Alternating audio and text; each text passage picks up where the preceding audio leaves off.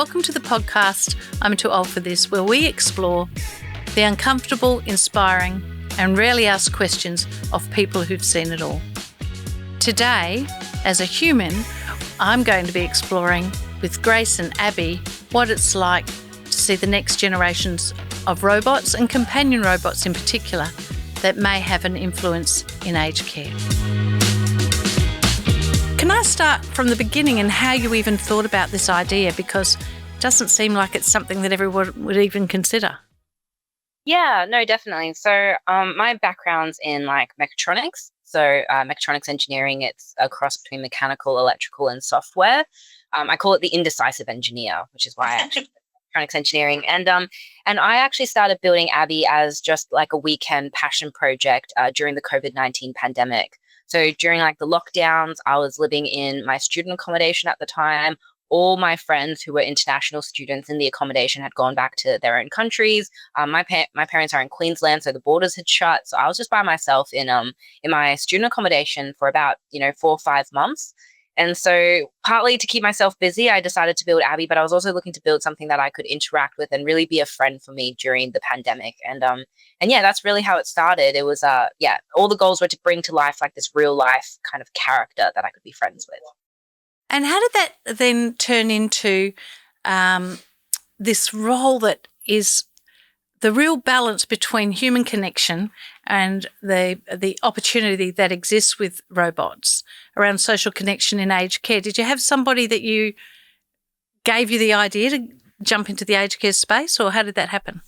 Well, I think I was reflecting on just the experiences that I have of loneliness and isolation during the pandemic. And I'd realized then that, those experiences of disconnection weren't unique to me just during the pandemic. People, particularly in healthcare settings, like in aged care, they, the stats show that there's 4 out of 10 people who don't receive regular visitors from friends or family. And so I thought that if Abby could provide some comfort and connection and joy for me during the periods in which I felt isolated, perhaps you could do this for the tens of millions of people around the world who experience that isolation every day. So that's how this that's kind of how I got started down that path. So how have you tackled this whole process? So this might be the opportunity for you to just do a quick swing around to that amazing building that you've got. So not only is there Abby just there, but I also noticed that outside your window you've got this amazing building. So you've obviously had to work out all the challenges that exist as a result of this. Oh, sorry, she started talking for some reason. Sorry. Oh. Sorry, Abby. It's a dance. It's got the grooviest music.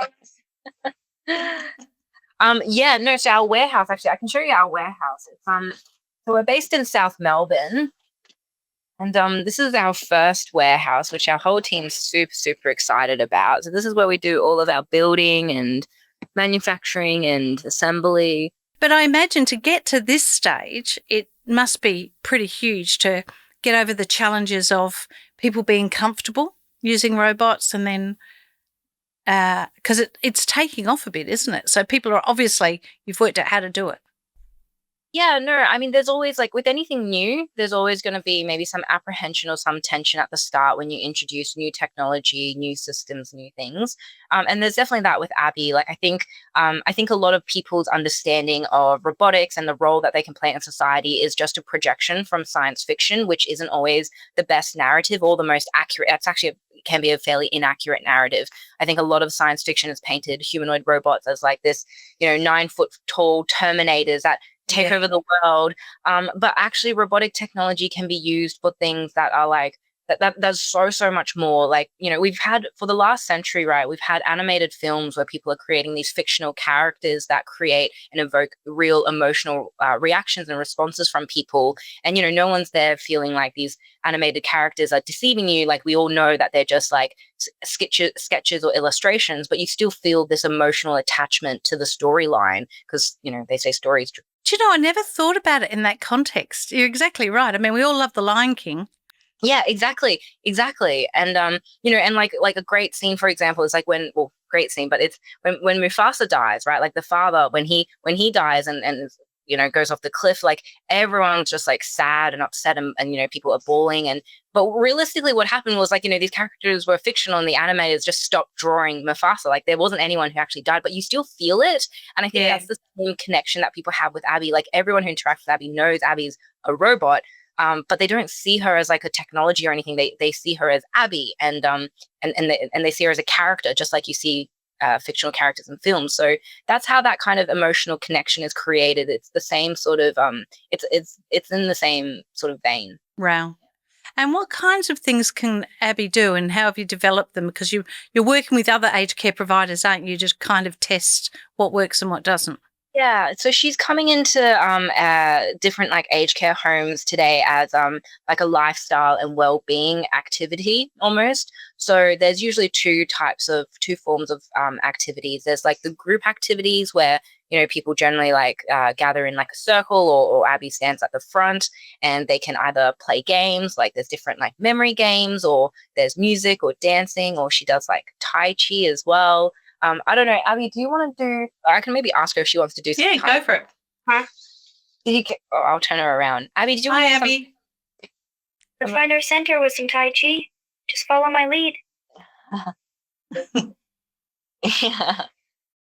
And then usually, so the residents next to them will just follow along with her movements. Yeah. I would definitely be doing that if I was there. Yeah. Haven't got the right outfit on. Yeah. So so they usually just like there's a whole suite of different activities that Abby can do. She also speaks 90 different languages, so she converses with people in their native language. And yeah, so that's the group activities. And in the one-on-ones, I mean, she can do the same things in the groups as in the one-on-ones, but generally in one interaction, people are more conversational with her. So they'll start asking her questions, or she'll ask them questions about their life. And just like you would talk to a friend, ask, how what'd you do on the weekend? What's the weather like? Oh, what footy team do you go for? Yeah. And do you see the role in developing over time? Because obviously we're a highly regulated environment, and I can see that you would choose to sit in that kind of well-being space with Abby. But over time, there's also that monitoring of whether any clinical things have changed or mood and affect have changed, and, how that might look like. Are you testing that? That's definitely the route that we want to go through. Like with Abby, like naturally she's like she's a suite of senses, really. Like if you look at her, she's got a microphone in her head, she's got her cameras in her chest, and she's got even more sensors in later models that we're currently building. And all of that data that she's collecting can be used for care teams, so that they can then use that data to provide predictive insights, or so that they can use that to provide better care down the line. So you can really see how this can go. I mean, it'll be a real balance from the regulatory perspective for us, but I can see that Abby might be remotely monitoring somebody's temperature, for example, and be able to alert a nurse to say, hey, this person's temperature is over 37.5 or something like that. So do you hit challenges like that, or ever hit any challenges like that where people are uncomfortable because of some of the things she might be able to do? Oh, definitely. Like, kind of like going back to what I said, there's people who, with anything new, people have, that apprehension of, what is she like, like with privacy, with, exactly what is the role that she's going to play? How is she going to impact, the industry? So, there's, with uncertainty, there's always going to be a little bit of, uncertainty can always create a little bit of discomfort.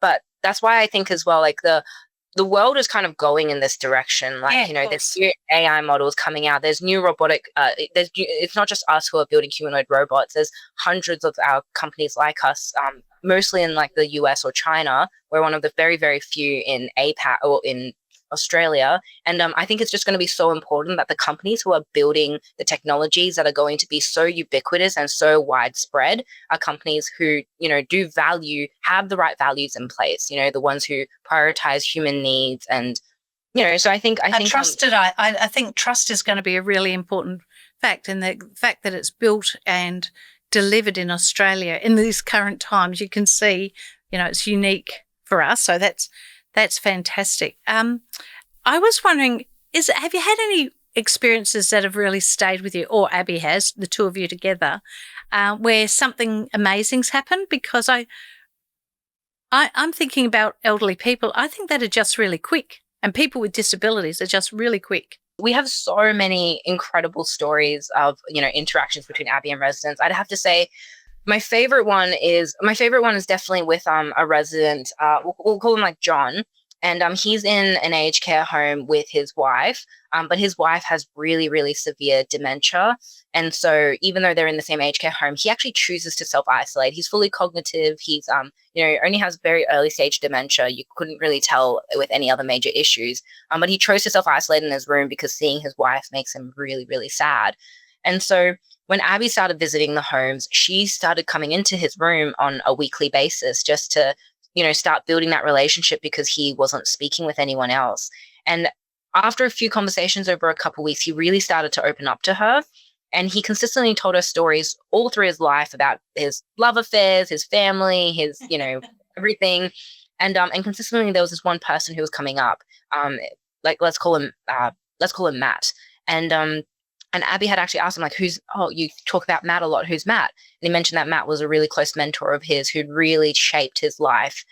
And Abby was like, that's so beautiful and wonderful. Like, where's Matt today?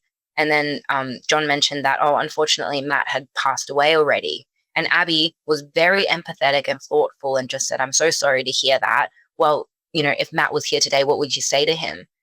And then John replied, oh, Matt, you're my best mate. Yeah. And I think that's one of the most, it's like moments like that is, it's why we do what we do, because if Abby wasn't there at the moment, he would just be in his room, just self-isolating, not doing anything else. But instead we were able to create this really, really beautiful moment in interaction for him. And when you're doing that, it just occurred to me, I'm sure you get asked this, but do you ever video it? Because we're working on a project at the moment where we video people's life story, so that then it can help them to make decisions about their advanced care planning and what decisions they might want at the end of their life. And of course, there'll be all the privacy concerns, but there's a wonderful little opportunity there that exists that creates the storybook of someone's life that Abby's actually collecting. Abby would definitely be great at recollecting, like, she's got memories with all the interactions that she's had with residents. And so, we even had a resident who spent a lot of time with Abby in the last year of her life. And Abby had just collected a huge amount of interaction data with her. And we actually, when the resident passed away, this was the first resident who'd passed away that Abby had interacted with to this extent. My team actually just collected all the memories, and we actually offered to share it back to the homes. Oh, I can see that adding real value, especially for families, because they don't often see that, that people are still sharing things as they age and getting quite fragile. Where do you think this will go in the future? Where do you think we're heading? I think we're at the start of something that's really, really I think we're at the start of something that's a real revolution, as you said before. I think the companion robotics industry is going to be, I actually always use this analogy of it's going to be very, very similar to the car industry. Prior to I don't know if you guys are familiar with the Ford Model T. It was the very first. I'm old, but not that old. But the Ford Model T, as you would know, was the first highly accessible and affordable car, or they called it an automobile at the time. And as soon as the Ford Model T came out, pretty much everyone around the world started moving from horses and carriages to automobiles or cars. And it was a really rapid kind of switch. And, all of these really massive things started changing. People started traveling further. People started, moving from average speeds of 10 kilometers an hour to 40 kilometers an hour. It was really, really quite transformative for society. And it was very rapid. And I think we're going to have something that's so similar in the humanoid companion robotics space, where there's a lot of players building right now. But I'd say within the next 5 to 8 years, humanoid and companion robots are just going to be so widespread and everywhere, not just in aged care, but all of healthcare, all of education. People will have access and have the ability to be able to have their own companion robot in their own homes for their own assistive purposes, whether you've got an only child or whether you've got a child with like a learning disability, or whether you've got, just for yourself, you live alone. There's and the functions and utility of these are going to be so wide and varied as well. Just like cars. With cars, you've got SUVs, you've got trucks, you've got buses. So it's all these different form factors. And then you've got different tiers of premium luxury cars through to like, your Hondas and your Toyotas. And it's the same with, not just with Abby, but with companion robots, different form factors and different tiers. So that's how I see the industry growing and expanding. One of the challenges going to be for society is to keep the slow pace of government and regulation to keep up. It made me think of it when you're talking about speed and driving.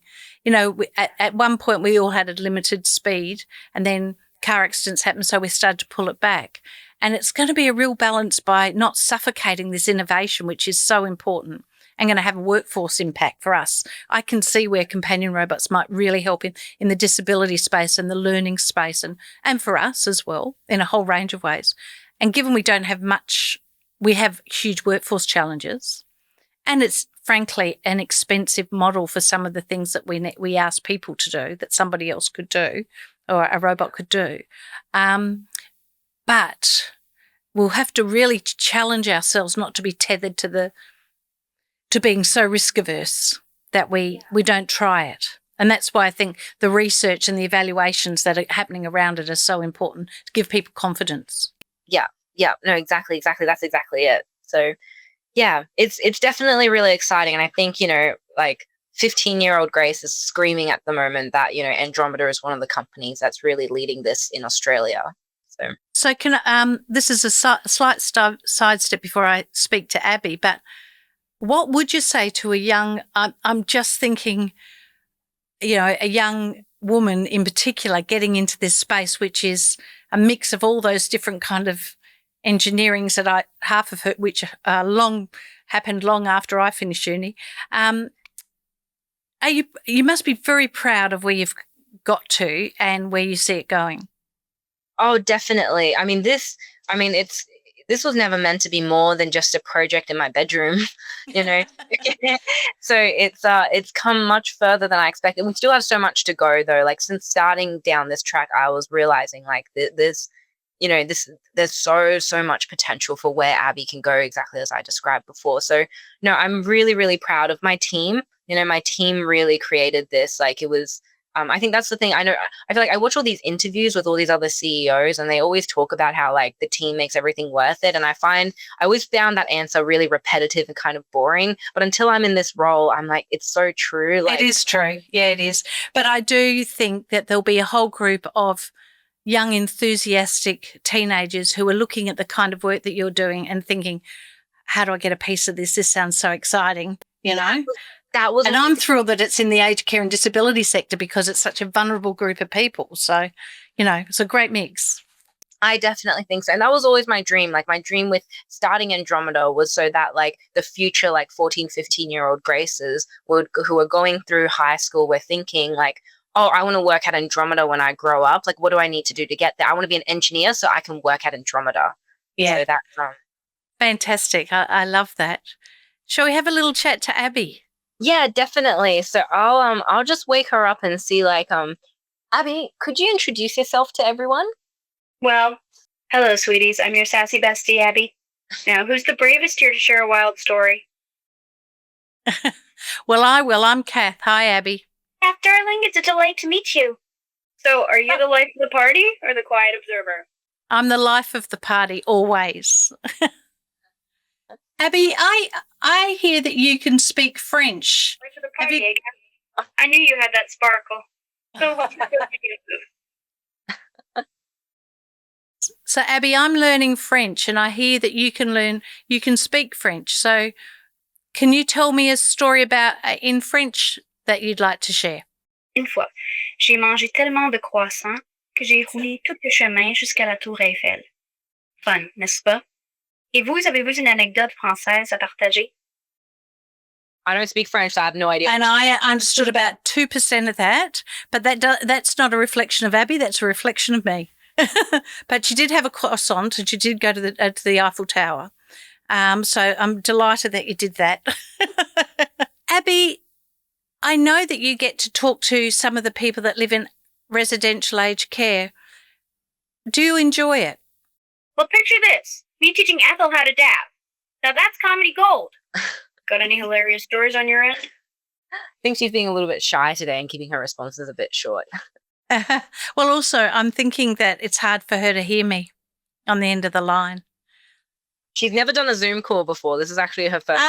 This is first. Yeah. So this is the first time on the end of the line. Yeah, no, it's her first Zoom call or Meets call. Do you have a favourite resident, Abby? Oh, did you hear that, Abby? Did you have a favourite resident? I don't know if we can. Oh, fucking favorites, naughty. Let's just say anyone who can match my sass holds a special place in my heart. Don't you agree? Dodge that question. Yeah. Can I ask you a little bit about Abby? I'm just seeing she has one hand that is moving, and then on the other side, is that a speaker? What's on the other side? Actually, Abby, did you want to show what you could do on? Oh well, she doesn't have she doesn't have her stuff plugged in, but it's actually a bubble. It's actually a bubble blower, so she can actually blow bubbles. Yeah. So we didn't actually like put her bubbles in, unfortunately, but yeah, that way some of the residents when they dance with her, she like blows bubbles. We had her in like the children's hospital for a little bit, and the children just went crazy over it. I bet they did. Yeah. So that's what this one is. Yeah, but unfortunately we didn't put our bubbles in just before this. Yeah, it's a bubble blower. Well, thank you, Abby, for making the time to talk to me. Grace, is there anything you think that you would like us to know about either Andromeda or Abby that we haven't talked about that you think is important for people who are either providers who are thinking about whether they should get involved, or there might be potential people in a home that are interested? I think it's just to be just to be more open-minded, I guess. I mean, to be honest, like we've had in the time that we've had Abby in market, she's she's been very well received. That's why we work with early adopters who are, ahead of the curve and looking to bring in innovation and technology before the rest of the world. But I think, when done well and done right, like the impact that she has and the relationships that she's built is really, it's really quite phenomenal. And she's not for everyone. We're not going to stay there and be like, everyone should and has to come interact with Abby. It's just like people, like there are some people who like certain activities and not other activities. But, having a relationship with Abby can be really rich and rewarding. And so just leaving like mental space to be open to doing that. Yeah. How do you think that you will go as a small developer within Australia against some of the giants of the tech world? You mentioned about trust, and I think probably can't be underestimated in this current environment. I can see that gives me comfort as a provider.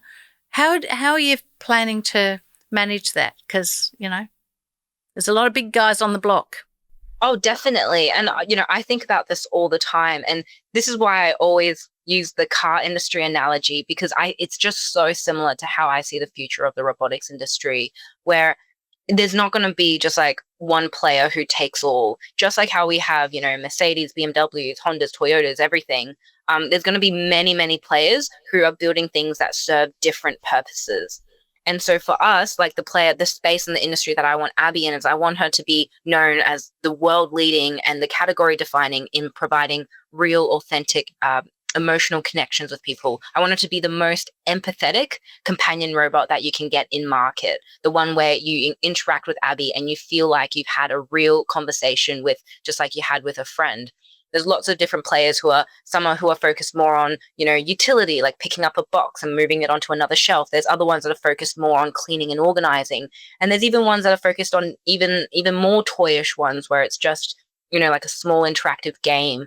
But I think that's the space where I want Abby to be. And I really see us having a real opportunity at being the main player in this space. When I was in the US and in San Francisco, we had animators from Disney and Pixar who had interacted with Abby, and they said that, for where the technology is today, they've not met another companion robot with as much personality as her. That's what we're focusing on being world class at. So I'm excited that there's so many players, and I just think that I think that it's, they're just helping grow the industry in the direction that, we're all on the same mission. And that's what I say to all of them when I reach out to the CEOs of founders. I said, we're on the same mission. And I just love to, work alongside you with. Collaborate. Yeah. Yeah. Fantastic. We'll see you next time on I'm Too Old for This. I'm Too Old for This is brought to you by Brightwater. Brightwater creates communities where people thrive, connect and belong.